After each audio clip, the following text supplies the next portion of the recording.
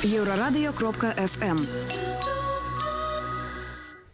Прывітанне ўсім слухачам Еўрарадыё. Мы ў жывым эфіры. Гэта незвычайны аталаковы эфір, сумесны праект нашай станцыі і сайта atalaка.org. Сёння мы абмяркоўваем вельмі такі сезонны летні від актыўнасцяў. Гэта археалагічныя раскопкі, гэта прыцягненне да іх валанцёраў і гэта збор сродкаў на тое, каб уся гэтая сістэма працавала. У нас у гасцях беларускі археолог, кіраўнік археалагічнай экспедыцыі, якая стартуе у бліжэйшы панядзелак. Максім Чарняўскі. Прывітанне, Максім. Добрый дзень. І таксама да нас далучыўся адзін з колішніх валанцёраў. Я так разумею, вы Алексей Капралов, наш гость. Прывітанне, Алексей. Калісьці трапілі на раскопкі да Максіма, так, пакапалі там, а зараз Алексей таксама праз праект на сайце Талака робіць платформу для того, каб валанцёрам было лягчэй знаходзіць археолагам валанцёраў, але пра гэта пазней.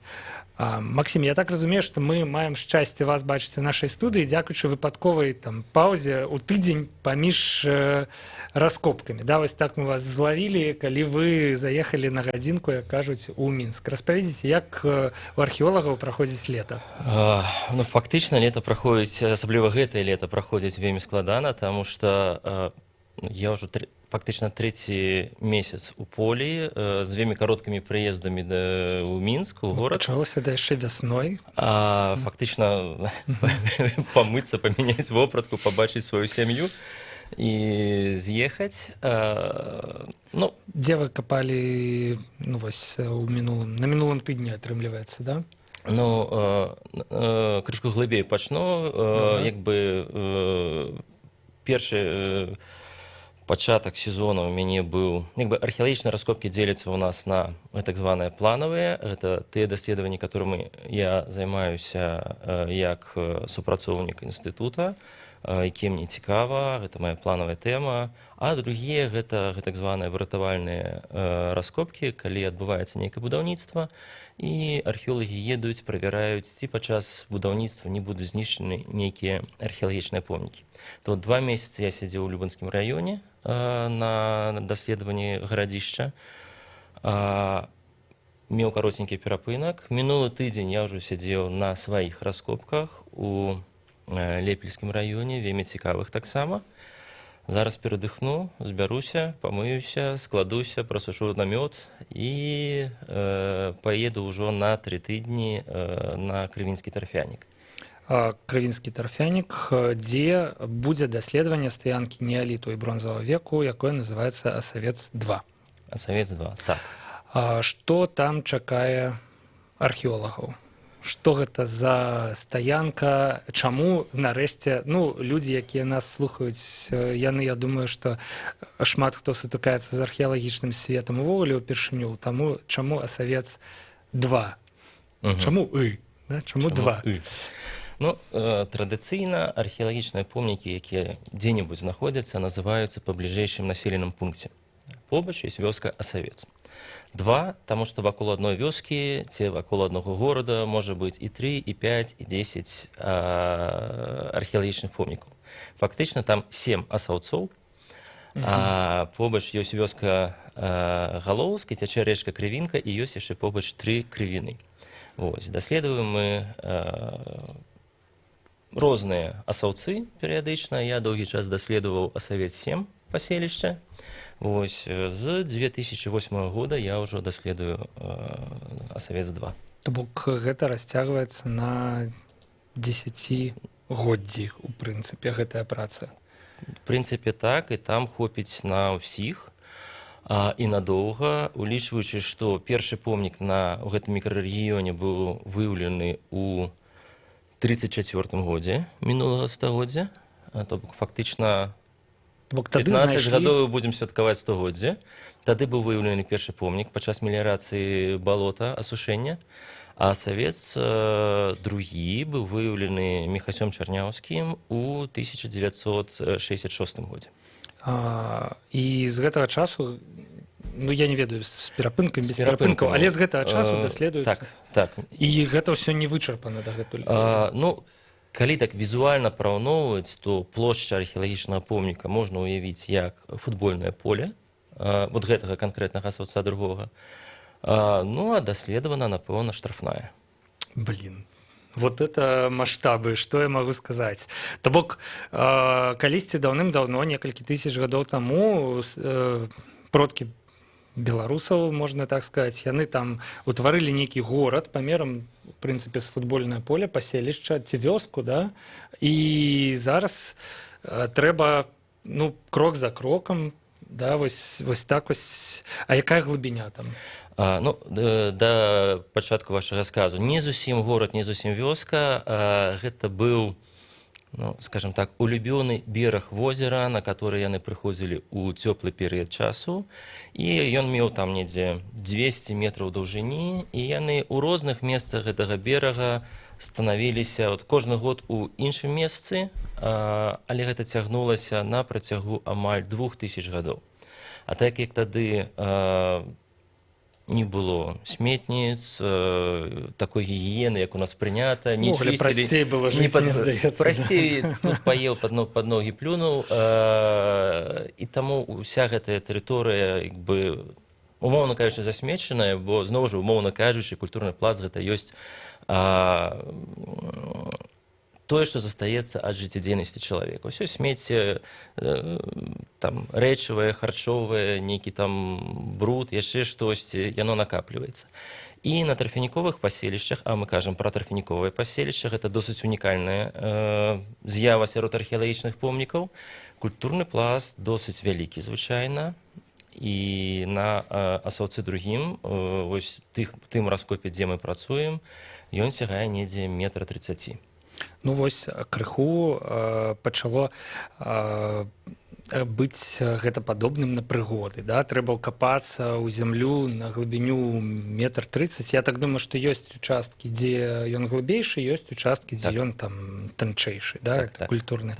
І там мы знаходзім нешта, што старажытныя людзі не думалі, што ў нас узнікне цікавасць да гэтых рэчаў, але для нас яны, канешне, вельмі важныя. Хто ўдзельнічае ў раскопках акрамя кіраўніка? Вось тая з'ява, якую мы, ў прынцыпе, сабраліся абмеркаваць. Валанцёры, да? Яны гэта толькі валанцёрамі, ці ёсць яшчэ нейкія, я не ведаю, больш арганізаваныя сілы, якія капаюць? Як гэта ўсё адбываецца? Ну, фактычна, экспедыцыя складаецца з невялічкага такога афіцыйнага касцяка. Гэта я, як кіраўнік экспедыцыі, я маю афіцыйны дазвол ад дзяржавы, ад Акадэміі навук, так званы адкрыты ліст на правядзенне даследавання археалагічнага помніка. Са мной едзе некалькі маіх калегаў з майго ж аддзела, і яны мне дапамагаюць, бо з помнікам такой складанасці аднаму папросту не справіцца зрабіць якасную працу, тому што, ну, справіцца можна, але як бы што па выніку атрымаецца. І асноўная цягліца экспедыцыі, асноўны рухавік экспедыцыі гэта валанцёры, которые фактычна цягнуць большую частку працы. То бок валанцёраў, у прынцыпе, трэба шмат. Чым больш, тым лепш. Ну, ёсць пэўная мяжа, каэфіцыент як бы карыснага дзеяння, таму што калі іх замнога, то, ну, з'яўляецца мажлівасць проста не адсачыць, не дадаць усім працы, не зрабіць ягонае быццё падчас экспедыцыі цікавым, і тады яму стане сумна, ён пачне лайдачыць, значыць, яму прыйдзе нейкая цікавая галава ў думку, аб которой я пасля буду шкадаваць. То бок ёсць пэўная мяжа. Чыстая праўда. Калісьці, калі я быў на раскопках, я знайшоў побач з калодзежам у вёсцы іржавую такую штучку круглую, і калі ішоў побач з раскопам, взяў і вкапал яе туды. Прызнаюся, камінг-аут адбываецца. Пасля праз тыдзень вярнуўся на раскопкі, з'ехаў, вярнуўся, кажу, ну што, знайшлі такую круглую штучку? Мне кажу, знайшлі, а пасля такі кажу, а адкуль ты ведаеш, што яна там была? Вот так вот у мяне было. Алексей, як вы трапілі на раскопкі? Што Што прывабіла вас, што вы пабачылі і што пераканала вас, што вашае месца вось там з рыдлёўкай у руках? Попал в 2014 году первый раз. Это год окончания моего универа.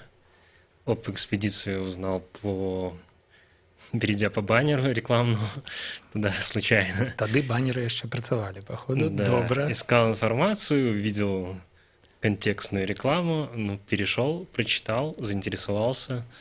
Тем же летом я купил, меня давно уже интересовало выезд на природу. То есть купил палатку, спальник, все дела и поехал сразу, по-моему, на 2 недели. Гэта было на Асаўцы ці ў іншым Да, месцы? в Осовец я поехал. Мне там, в принципе, понравилось. И вот практически ежегодно я езжу, 1 год пропустил с того времени. То бок вы не шкадуеце, што патрацілі, як бы это сказаць, першы выезд на прыроду быў на раскопкі, і вось менавіта так ініцыяцыя нейкая адбылося, яднанне з прыродай беларускай? Нет, не жалею. Мне там было интересно, мне там было приятно.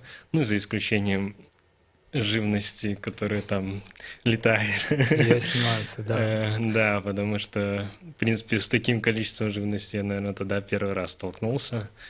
Потом, в принципе, к этому привыкаешь. Интерес все затмевает. Это как такой небольшой азарт. Иногда это рутина. Но когда там какой-нибудь твой сосед находит интересную находочку, все начинают копать активней. А вам давялося что-нибудь знайсці? Я тут уже такое пытанне. Первые года особо так суперских находок не было. Суперская это якая? Это крутых индивидуальных находок. Это, допустим, в сравнении с предыдущим годом, то я нашел осколок пуговички янтарной, там было такое немного ромбовидное, и обломок — это амулет змеи. В прошлом году там тоже новости были о ней. Было очень интересно, я сразу ее не узнал. Змею. Отдал, да, тому, кто сидел на плане, и вот он уже расчистил и сказал, что это. Але знаходка все равно записывается тому, кто ее откопал, я так разумею, да? Это общая все-таки находка, это государственная, а не чья-то. Максим, якія знаходкі звычайныя, якія незвычайныя? Вось мы дачулі кавалак гузіка, амулет, да? Я ўжо разумею, што... амулет — это, прынамсі, нешта ўжо адразу зразумею, што перклёва. Кавалак гузіка — это, крутая знаходка, так? Пачнем з таго, што сам па сабе тарфяніковы помнік — гэта круты помнік, таму што мы кажам пра перыяд неаліту пачатку бронзавага веку, гэта недзе 4-5 тысяч гадоў назад. І звычайна да нашага часу з той глыбіні стагоддзяў даходзіць толькі тое, што не гніе. Гэта нейкія кармянёвыя прылады працы, з-за чаго каменны век назвалі каменным векам, што толькі камень даходзіць, і біты посуд, фрагменты посуду, тое, што мы называем фрагментамі керамікі. У торфа ёсць свае ўласцівасці, набор уласцівасцяў, праз каторыя ён захоўвае арганічныя вырабы, арганіку. Не толькі вырабы, але ўвогуле ўсю арганіку. Гэта значыць костку, рог, кара, бурштын. І таму гэты помнік і унікальны. Гэта унікальны, таму што захоўваецца нават... Вельмі часта журналісты задаюць пытанне, якая для археолага самая унікальная, каштоўная знаходка, і чакаюць якой-небудзь залаты амулет, які-небудзь залаты скарабей, яшчэ нейкі скарб, яшчэ што-небудзь. Але для нас больш важная інфармацыя. Візуальнасць, прыгажосць, гэта прыгажосць, яна будзе прыгожа выглядаць у музеі, але мы шукаем інфармацыю. Максим, вымушаны вас перабіць, трэба нам сыходзіць на выпуск навінаў. Літаральна праз 2 хвіліны мы працягнем абмяркоўваць археалагічныя раскопкі на Асаўцы-2 і краўд-кампанію, звязаную з імі. Не пераключайцеся. Еўрарадыё. Гэта толькі актуальная інфармацыя, аналітыка, музыка і крытыка. Мы незалежная крыніца інфармацыі ў тваім рэальным жыцці. Мы першае рок-радыё Беларусі. Мы 24 гадзіны ў інтэрнэце і на спадарожніках. Еўрарадыё. Час ведаць, што адбываецца.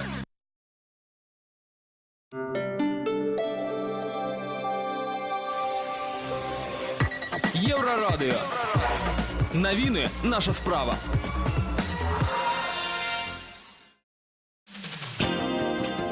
Вітаю каротка пра асноўныя падзеі на гэты час. Уваход на станцыю метро «Трактарны завод» быў часова зачынены. Прычына – невядомы чалавек забыўся чамадан і торбу ля ўвахода у казіно, якое знаходзіцца побач са станцыяй. У выніку на месца прыбылі супрацоўнікі міліцыі і ратаўнікі. Усяго дзверы станцыі былі зачыненыя. Гадзіну спецыялісты высвятлялі, ці небяспечны змест падазронага чамадана.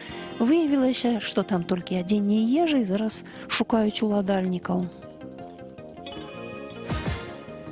Беларусбанк папярэджвае суайчыннікаў пра новую схему махлярства, заснаваную на сацыяльнай інжынерыі. Махляр звязваецца з патэнцыйнай ахвярай, якая прадае ў інтэрнэце нейкую рэч, прапануе ўнесці заклад і просіць перадаць яму рэквізіты банкаўскай карты прадаўца ці смс-код. Беларусбанк звяртаецца да сваіх кліентаў і просіць іх быць пільнымі. У Свіслачы працягваюцца раскопкі магілы Віктара Каліноўскага. Па яго парэштках спадзяюцца канчаткова ідэнтыфікаваць парэшткі брата Кастуся Каліноўскага. Раскопкі вядуць антраполаг Мікалай Памазанаў, археолог Вадзім Кошман і іх калега прафесар антрапалогіі Віленскага універсітэту Рымантас Янкаўскас. Як вядома, на восень 2019 года ў Вільні запланаваныя ўрачыстыя перазахаванні парэшткаў паўстанцаў, сярод іх Кастуся Каліноўскага. Александр Лукашенко сустрэўся з дзяржсакратаром так званай саюзнай дзяржавы Рыгорам Рапотам і выказаўся наконт працы сумеснай перамоўнай беларуска-расейскай групы. Перамоўная група натыкнулася на складанае пытанне. Урад Расіі абяцае даць у тым ліку прэм'ер Медведзя ўсе каманды і не дае.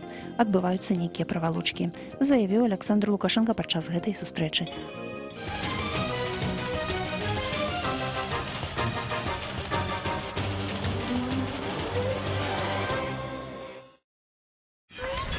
Еўрарадыё.фм.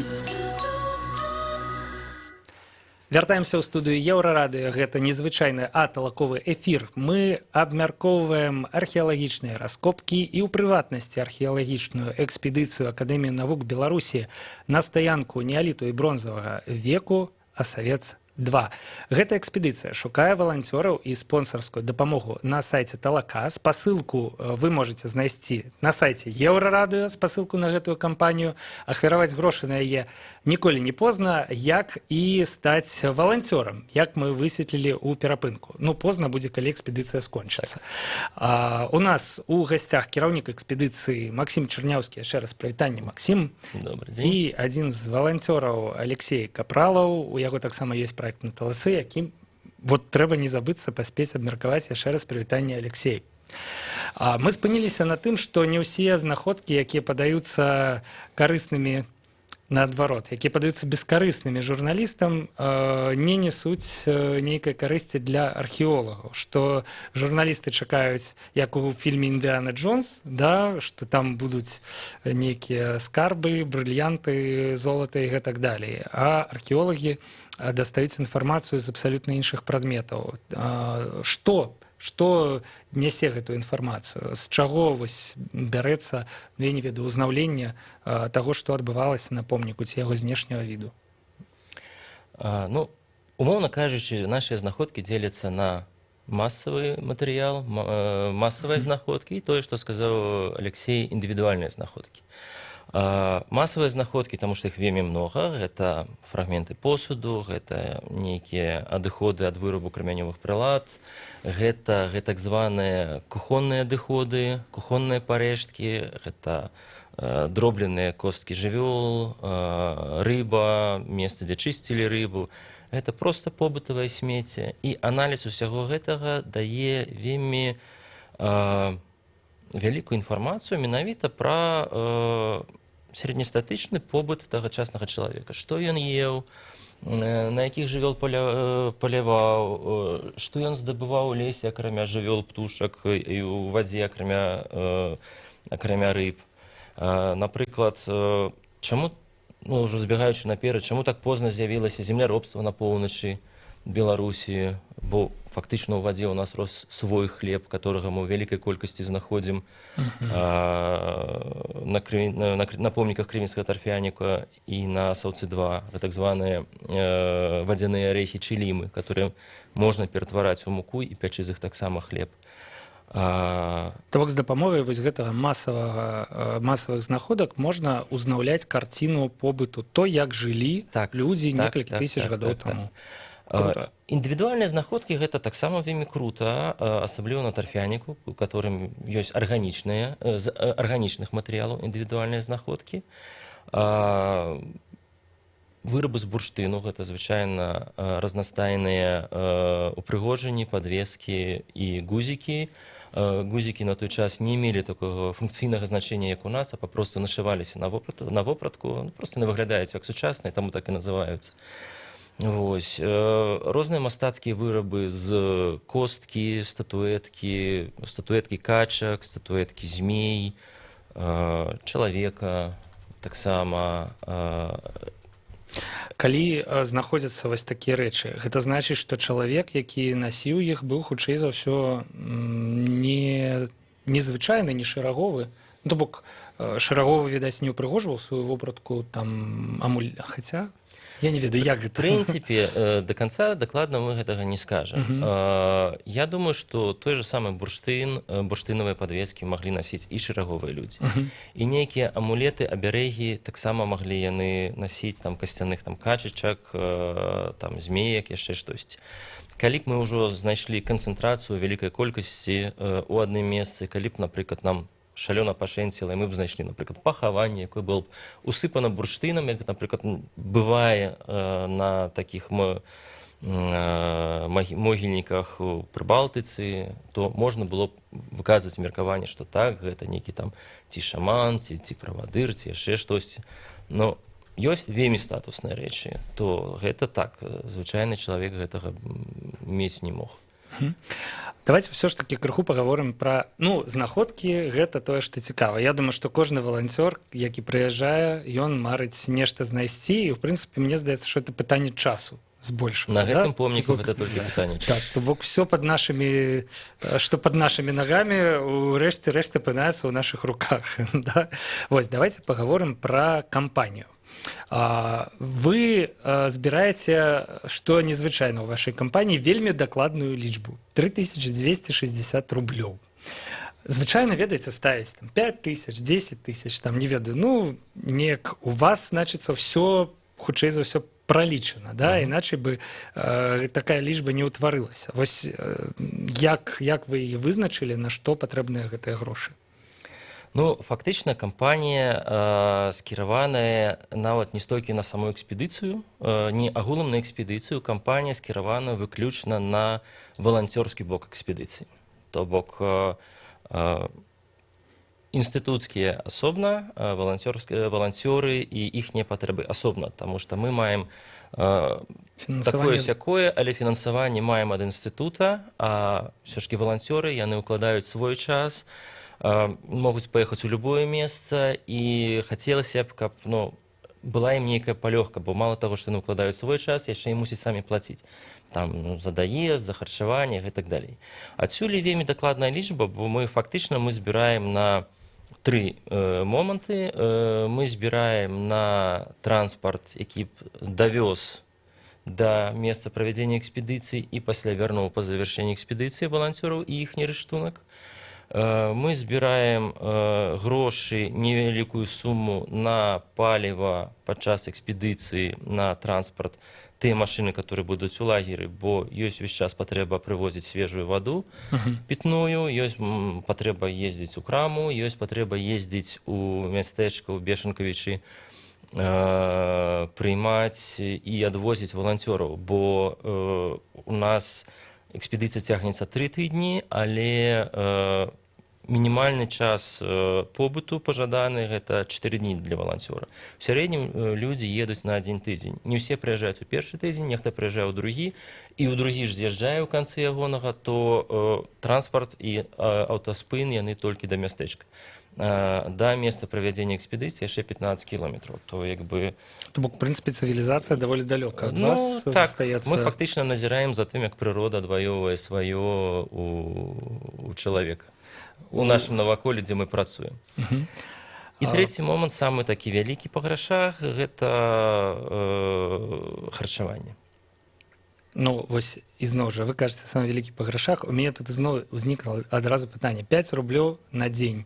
Ну, зразумела, што сума атрымліваецца вялікая за кошт того, што это 21 дзень, гэта 20 чалавек. Але чым можна накарміць валанцёра на 5 рублёў за дзень? Мне здаецца, што это вельмі не шмат, што тут трэба было 10 рублёў закласці, я не ведаю. Ну, я магу сказаць, што я нават на рубель больш заклаў, чым мы скідваемся, звычайна. Звычайна атрымліваецца за 4 рублі. Звычайна атрымліваецца за 4 рублі. Ну, справа тым, што такое экспедыцыя? Мы жывем у палявых умовах, мы жывем у намётах, і у нас ёсць фізічная нагрузка. То бок, фактычна, гэта ідзе як турыстычная вандроўка у нейкай ступені. Адпаведна, ежа мусіць быць простай, каларыйнай і крыху разнастайнай. Таму гэта розныя кашы, тушонка, кашы, супа-кашы, і ідзе зеляніна. Ўсё гэта каштуе невялікія грошы. Алексей так смеецца, быццам бы тушонка дастаецца не ўсім. Нет. Яна просто прыядаецца к другому тыдню. Да. Первое, второе, третье с тушенкой, ну, грубо говоря, прием пищи первый, второй, третий, то есть в течение дня. Я так разумею, што, у прынцыпе, вось вы сказалі каларыйныя, але наўрад ці атрымаецца паправіцца у чалавека, таму што ён усе гэтыя калорыі... Як увогуле, так, калі ў 2 словах, дзень валанцёра праходзіць? Алексей. Подъем, ну, мы где-то к 7 у нас подъем, завтрак, после идем на раскоп, работаем с перерывчиками, иногда без, если очень хочется работать. Вот, работаем, я уже не скажу, сколько по часам, не помню, по-моему, в районе 4, да? До обеда. Мне здаецца, 4-5 до гадзін. обеда, да. Проще сказать, до обеда. Возвращаемся в лагерь, до обеда. Кушаем. Далее, ну, обычно это как свободное время, то есть мы отдыхаем после обеда. Далее возвращаемся на раскоп, опять копаем, вечером возвращаемся, кушаем. Ну, потом свободное время. Вечаровая змена яшчэ працоўная на раскопе. Як бы. Фактычна атрымліваецца, што праца цягнецца недзе 6-7 гадзін, просто разбітая на ранішні адрэзак і вячэрні, бо калі асабліва гарачая і цёплая тэмпература, ну, горача і бесхмарна, то мы робім вельмі вялікую сіесту, каб проста, ну, пабыць у цяні, бо гэта, ну, цяжка на тарфяніку.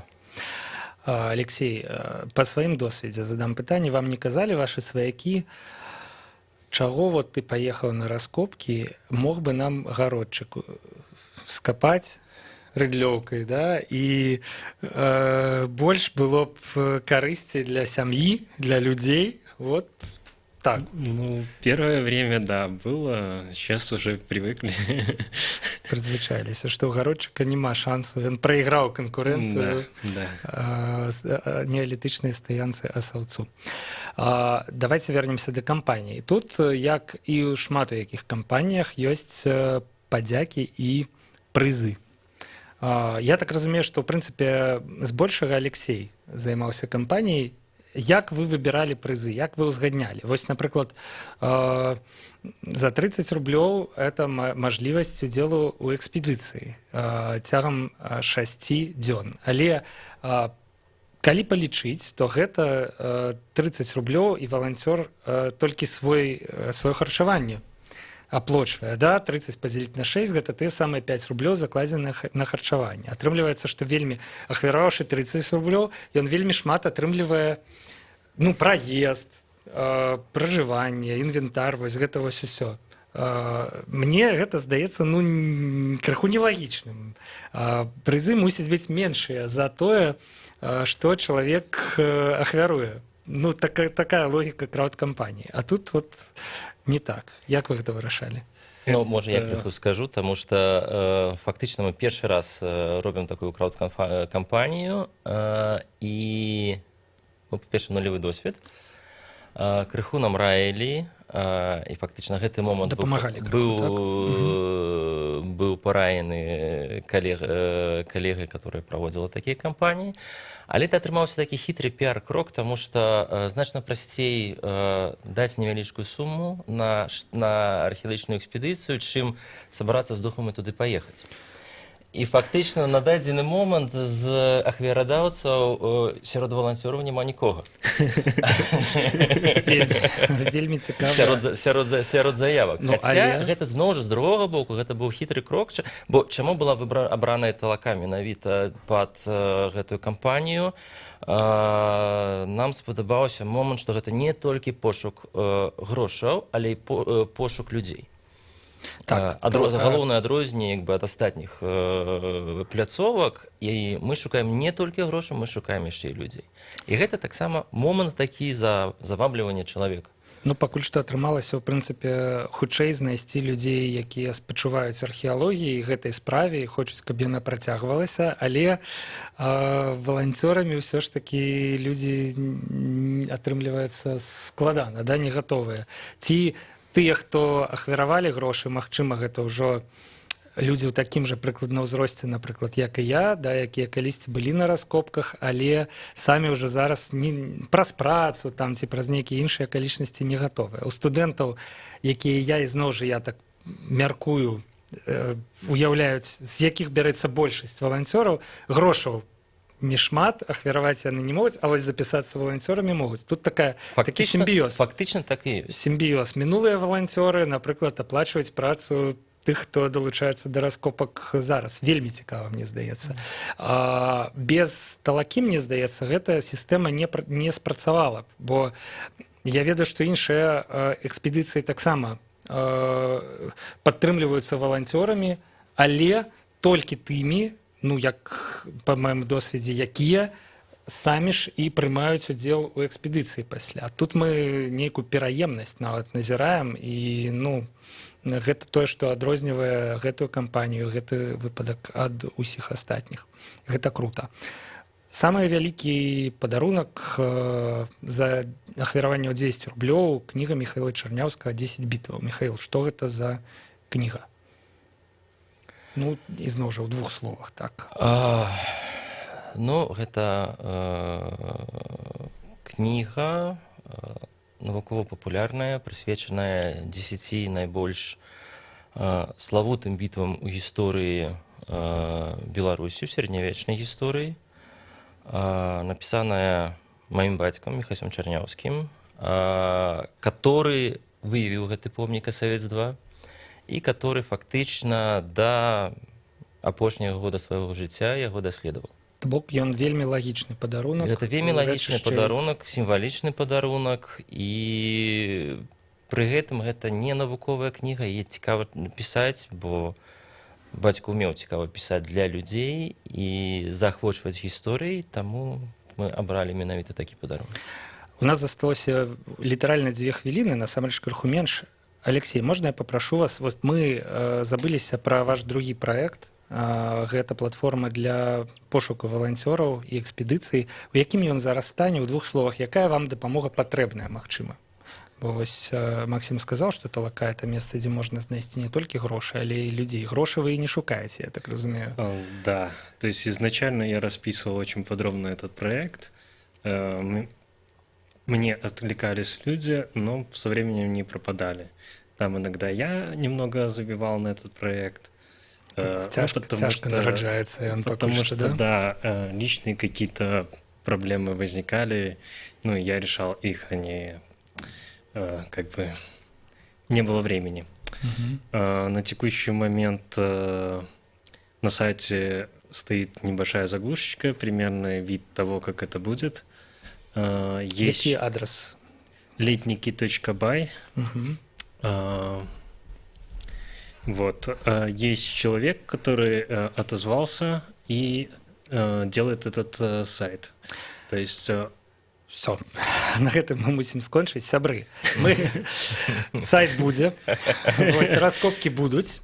Нягледзячы на тое, што не ўсе грошы сабраны, але ахвяраваць на іх не позна яшчэ 4 дні, а далучыцца да раскопак не позна бліжэйшыя 2,5 тыдні. прынцыпе. Як мінімум на 4 дні можна туды заехаць, а лепш на тыдзень ці на 2. Дзякуй вам, спадару Максім, што дайшлі да нас, да пабачэння. Всего доброго. І Алексею таксама дзякуй. Павел Свердлов працаваў пры мікрафоне. Спасылку на кампанію вы знойдзеце на сайце Еўрарадыё. Яе нескладана знайсці і на талацэ. Далучайцеся, ахвяруйце. Да пабачэння. Всего доброго.